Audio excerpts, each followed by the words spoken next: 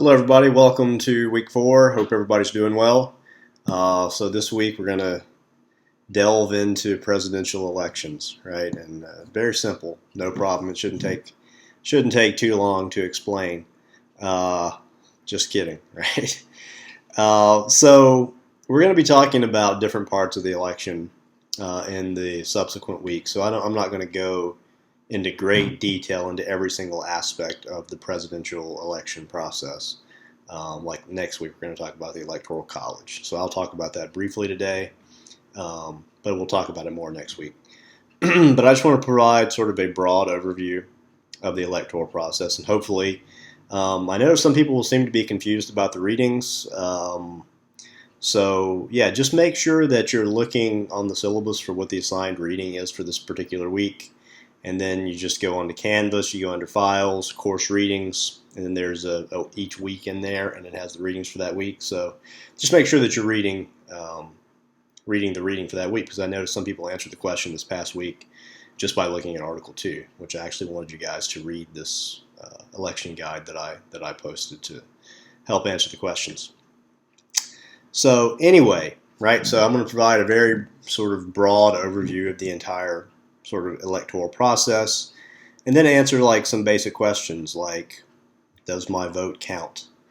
And why the heck would you have a caucus versus having a regular primary election, right? So do we live in a democracy? Do we live in a republic? I mean, I'm not going to solve all, especially that last one, I'm not going to solve that question in this video, but there are some things that I'll touch on, right? So I think the first thing that we have to do is we have to unlearn what we think we know, right?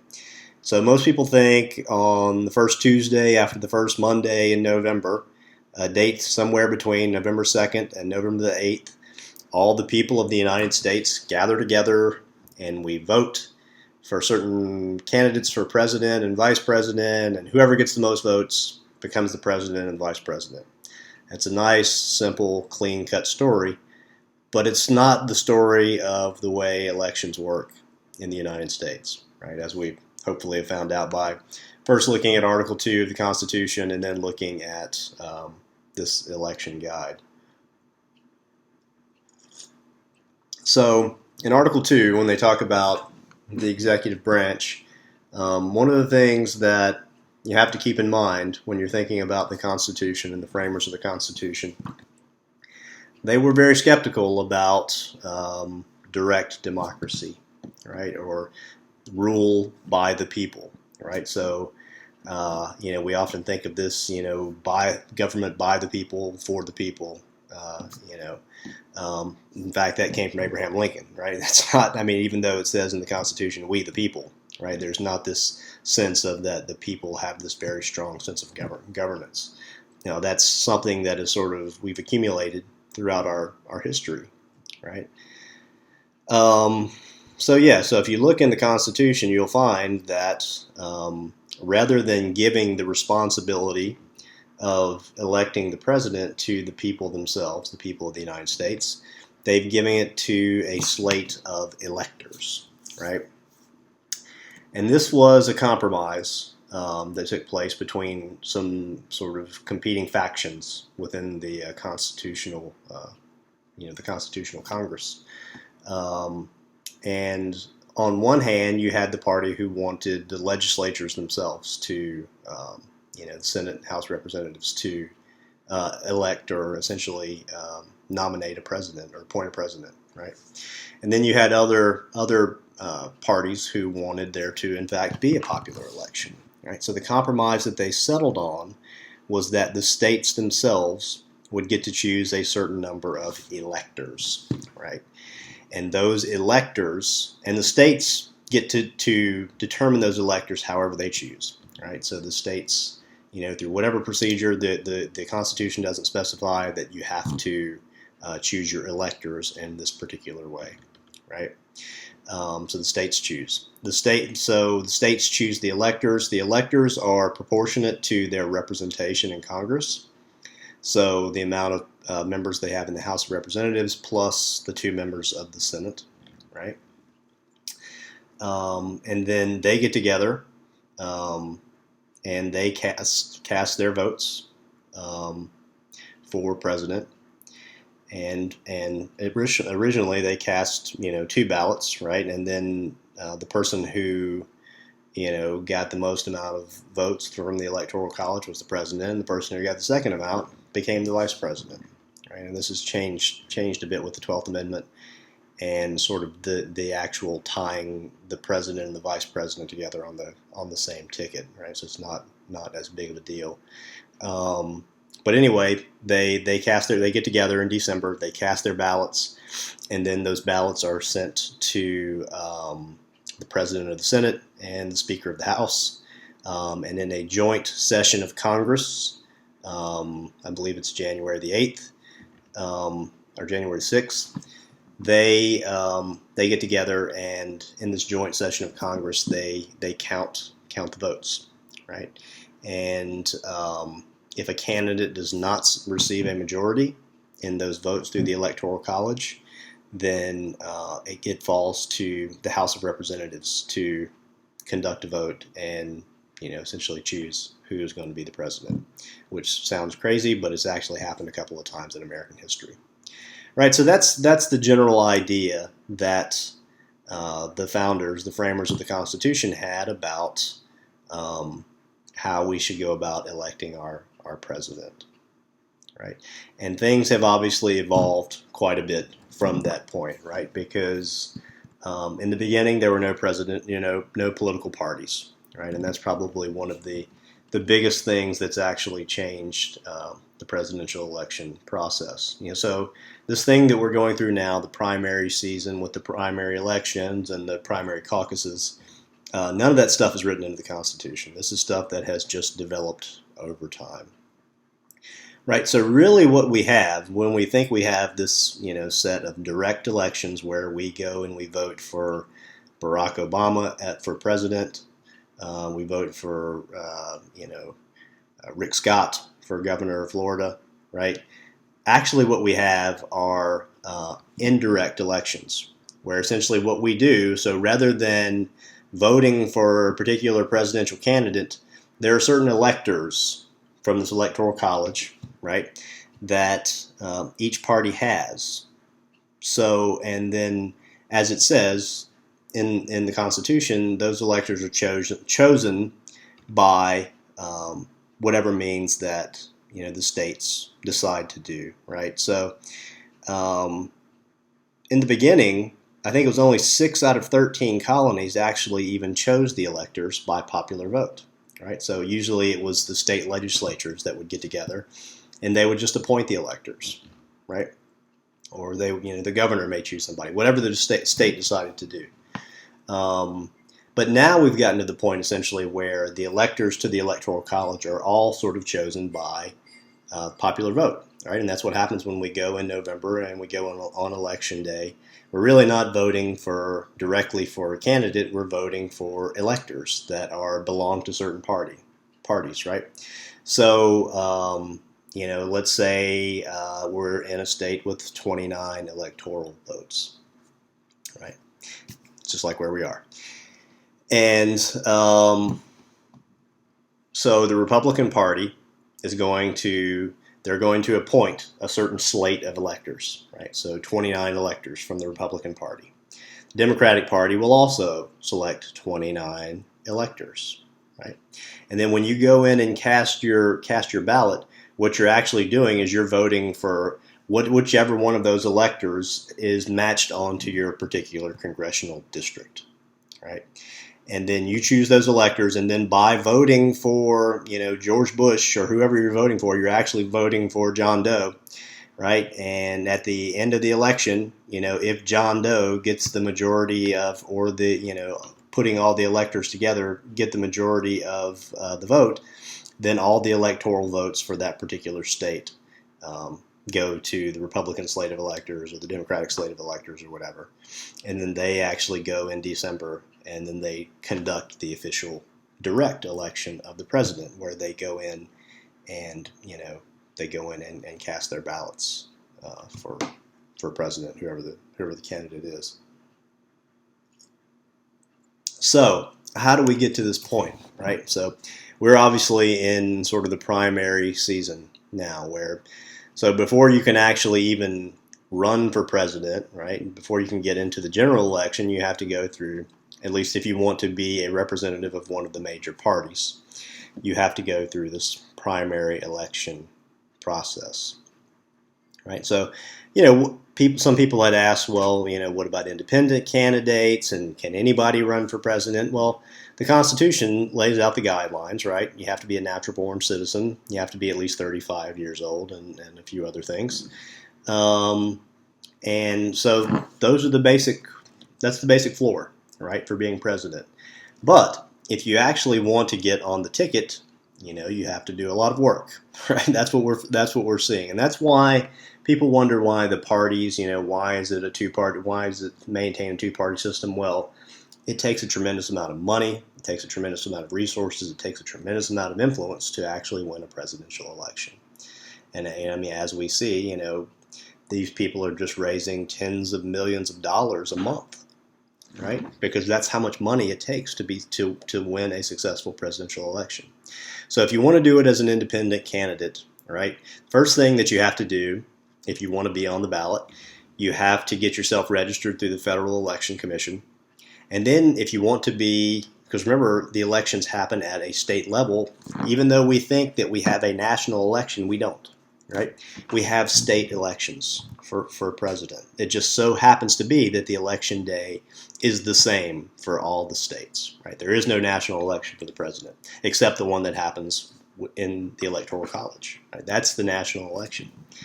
It just happens to be that, we have decided that all the state elections that select the members of the Electoral College happen on the same day. So if you want to really be competitive in the presidential race, you have to make sure that you're listed on all the state ballots, right? So you have to, and each state has a set of regulations. This is what you have to do to be listed on. So not only do you have to go through the process of getting on the federal election, you have to go to each state, and you have to meet the requirements for each state, right? Otherwise, you can't participate in the election, right? So, but that's just the beginning, right? So you get yourself on the ballot, but then you actually have to campaign, right? So, and I should also say that if somebody is registered on the ballot, then there is an elector that represents that particular candidate, right? Even if they are an independent, they have an elector, who is apportioned to them by the state election, committee, and that's how they could potentially win, right? If they could get, once again, if they have these electors who are pledged to them, and they win enough of the popular vote, and then those electors could potentially go just like the Republican candidate or the Democratic candidate. But it's extremely hard to do because all the powers that be, right? So I mean, you look in almost all, if not all, of the states are dominated by the Republican and Democratic parties. Obviously, at the national level, they're dominated by the Democratic and Republican parties. They have these political machines. They're called the establishment that's set up that supports the candidate. So to win as an independent, you're going to have to do without all. You're not going to have any of that assistance. Not only will you not have the assistance, you'll have the powerful machines arrayed against you. So it's just really hard for an independent candidate to actually get in and pull it off, right? So anyway, that's sort of the way that works. So back to the primaries, right? So you've got these two political machines. You've got the Republican Party and you have the Democratic Party. And let's say we want to, somebody wants to be the nominee for the Democratic Party, right? How do they actually do that? And this is what we've been watching for about the past 6 months with the Democratic and Republican, candidates, right? Vying for the nomination. They've already started campaigning. It's like the pre-campaign campaign, right?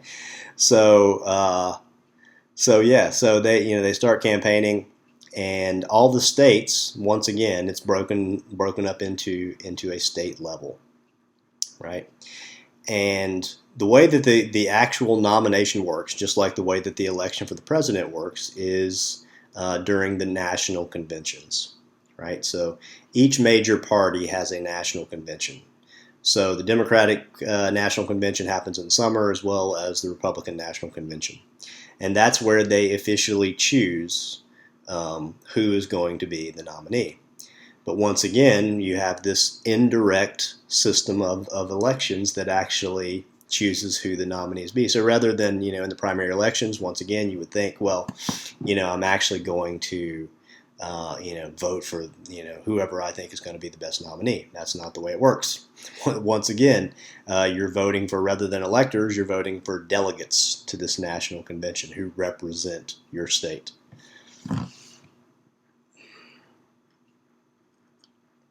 So last night, right? Last night was the Iowa caucus. Very, very interesting stuff. Coin flips. That was a new one on me. I didn't even realize that coin flips were actually written into sort of the Iowa caucus guidelines. But it was so close between Clinton and Sanders that in 6 of the districts in Iowa, they actually had to decide by flipping a coin. Interestingly, in all those 6 districts, Hillary Clinton won the coin toss, which seems to sort of defy probability, but maybe it's divine intervention, or maybe it's rigged. Who knows? Anyway, okay. So you have this series of primary elections, right, by the states themselves, right? So that each state gets this amount of delegates that goes to the national convention and actually, cast their vote for whoever they're pledged to vote for, right? So, and there are different types of primaries, right? So there are primary elections, and then as we saw last night, there's a primary caucus. Primary election is very similar to just the general election, where you go in and you walk into the voting booth. It's usually open, just like for a general election. You can go in from 7 in the morning until 7 at night, and you cast your ballot. And at the end of the day, they count the ballots, and each candidate wins. However many votes they got, right? Caucuses are different. Caucuses are an entirely different animal, right? It's an artifact from an earlier, more historical, scene of democracy, where people would gather in the town halls and they would have debates and they would actually have a show of hands to see who supports what. So it's kind of a historical artifact in a lot of ways. One reason that some states actually prefer caucuses to elections, is because the political parties themselves directly control the caucuses, rather than in the elections, those are actually controlled by the state legislatures. So once again, that gives a little bit more power to the political parties. So that's one reason a state may choose to, if they're trying to curry favor, let's say, with the party, or the party wants to be more directly involved with the election. That's one reason to go with a caucus versus a primary election. But yeah, so a caucus it happens at a set time, right? So like last night, all the Iowa caucuses took place at 7 p.m. So everybody had to be there by 7 p.m. and they usher everybody into the into the meeting hall. And I should say that it was different. There were different ones, so it's even more confusing. I don't feel like I'm clarifying anything. I feel like I may just be confusing you guys more, but it's a complicated process, right? So the Republican and the Democratic caucuses are different, right? So the Republican caucuses, the reason it's a caucus is because they all had to be there at the same time, but they cast secret ballots, right, in the Republican caucuses. And the Democratic caucuses in Iowa last night, what they do is they show up at a certain time, and then there are representatives from each candidate who get up and say a few words about their candidate, sort of try to convince people to come over to their side. And people actually divide up into different camps. So you would have people from the Cruz camp sitting here. You would have people from the Trump camp sitting here. Well, that's actually not true because the Republican was the elections. But you would have somebody from the Sanders camp sitting here, and you would have somebody from the Clinton camp sitting here, and then you'd have somebody from O'Malley sitting over here, right? So you have all these people that come into the caucus, the Democratic caucus, and they divide up into their different groups, right? So you got, Clinton on the left, Sanders on the right, O'Malley in the back, or whatever. And the first thing they do is they make sure that whatever candidate has at least 15% of the people that are there, right? And if that candidate does not have, like O'Malley in a lot of cases last night, if that candidate does not constitute at least 15% of the people that are there, that the people that are in the O'Malley camp are not pledged to O'Malley anymore, right? His candidacy in that case is considered not viable in that particular district. So at that time, the people from the O'Malley camp can actually go to the Clinton camp or go to the Sanders camp, right? And they, can sort of switch, before the official, tally is counted, they have the opportunity based on what people are saying, and there are undecideds in there as well who can go to either side. They have the ability to go from one side to another, right? And then at the end, they sort of, whoever essentially, gets the majority of the votes, right, actually wins the delegates for that particular, county or that particular congressional district where the election is actually, where the caucus is actually taking place, right? So they go in, and once again, I wish I could say that all the states do it the same, right? But some have different ways of calculating the way that the delegates for each one are actually going to be apportioned out, right? So in the case of Iowa, essentially what happens is there is a percentage. So whoever, like last night, Clinton got 50%, Sanders got 50%. Right, and the state, has a certain amount of delegates, right, like 1,200 or 1,300 or something like that. And because it was 50-50, essentially, they would get, each one would get 50% of the delegates that would go to the national convention. And it doesn't work that way for everyone. Once again, the states choose how they're going to apportion out the delegates on the primary level. So, we go through this entire process, right? We've got Iowa, we've got New Hampshire, we have to go through all 50 states, right? And at the end of that, it culminates in the national convention, right? And you have the district delegates. They're the ones who are elected through the primary process, right? And then you have at-large delegates, like the political parties, the Republican and Democratic Party, give each state a certain amount of at-large delegates, and they have a formula for figuring out what that actually is. And then you also have these things called superdelegates, right, who participate in the national convention, right? And those are like the dignitaries of the party, like major governors, mayors of big cities who are, part of that party, Congress people. So that's essentially the constitution of the convention, right? Is you have the district delegates who are chosen by the particular primary elections, primary caucuses. You have the at-large, and then you have the superdelegates, right? And the superdelegates are not. They can choose whoever they want, right? So the district delegates, the ones who are chosen in the primary elections, are pledged to their particular candidate, right? So if 50% of the delegates, if Sanders gets 50% of the delegates and Clinton gets 50% of the delegates, the people for Sanders are pledged to, when they go to the convention, they have to vote for Sanders for the nomination. Unless, if Sanders dropped out of the campaign, all those 50% of the delegates that he had are open to the field again, right? So let's say if O'Malley were still in the race, that maybe those 50% of Sanders delegates could go to O'Malley, right? So you have these three delegates that are taking place in the election, right? And as long as there's 50% at the end of the convention, right? If 50% of the delegates support one particular candidate, then that candidate receives the nomination, and then the general election process begins, right? But if, this is interesting, if no candidate gets 50%, then you have something called a brokered convention. And that means that all pledges are out the window and people can vote essentially for, or they can nominate whoever they think they want to nominate. And the reason it's called brokered is because at that point there's a lot of horse trading that takes place. People start trying to make deals to, well, if you support my candidate, I'll make sure that you get, and obviously a lot of this can happen at the, even at the superdelegate level, right, where you have congressional leaders and governors and people who have major authority.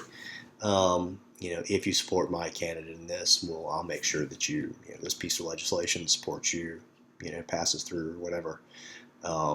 So it hasn't happened in the modern era, but some people have speculated that because there are so many viable Republican candidates, it could happen this year. I think we'll see.